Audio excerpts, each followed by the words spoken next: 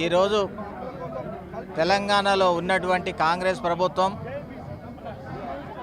మరి అసెంబ్లీ ఎన్నికల ముందల కామారెడ్డి బీసీ డిక్లరేషన్ సందర్భంగా ఇచ్చినటువంటి హామీలని తుంగలో తొక్కి మరి బీసీలని మోసం చేసే విధంగా దగా చేసే విధంగా మరి బీసీలకు స్థానిక సంస్థల్లో 42% రిజర్వేషన్ని అమలు చేస్తామని చెప్పి తప్పించుకోవడానికి మరి డ్రామాలు ఆడుతున్నటువంటి పరిస్థితి కనపడతా ఉన్నది.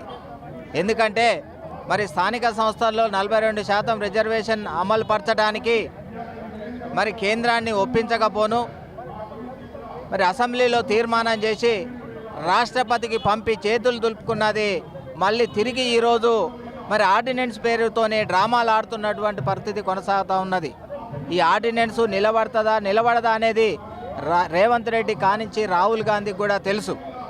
మరి ఏదేమైనా కూడా ఈ తెలంగాణ రాష్ట్రంలో మరి కాంగ్రెస్ ఇచ్చినటువంటి 6 గ్యారంటీల అమలుతో పాటు మరి బీసీ రిజర్వేషన్ని కూడా అమలు చేయడంలో ఈ రాష్ట్రంలో ఉన్నటువంటి కాంగ్రెస్ ప్రభుత్వం విఫలమైంది. మరి ఈ 42% అమలయ్యేంత వరకు ఈ తెలంగాణ రాష్ట్రంలో ఉన్నటువంటి బీసీలంతా ఐక్య ఉద్యమాలు చేయాల్సినటువంటి అవసరం ఉంది. మరి అట్లాగే ఈ 42% రిజర్వేషన్ని కాక అమలు జరపకపోతే వచ్చేటువంటి స్థానిక సంస్థల ఎన్నికల్లో బీసీలంతా ఈ కాంగ్రెస్ పార్టీకి బుద్ధి చెప్తారని చెప్పి సందర్భంగా తెలియజేస్తా ఉన్నాను.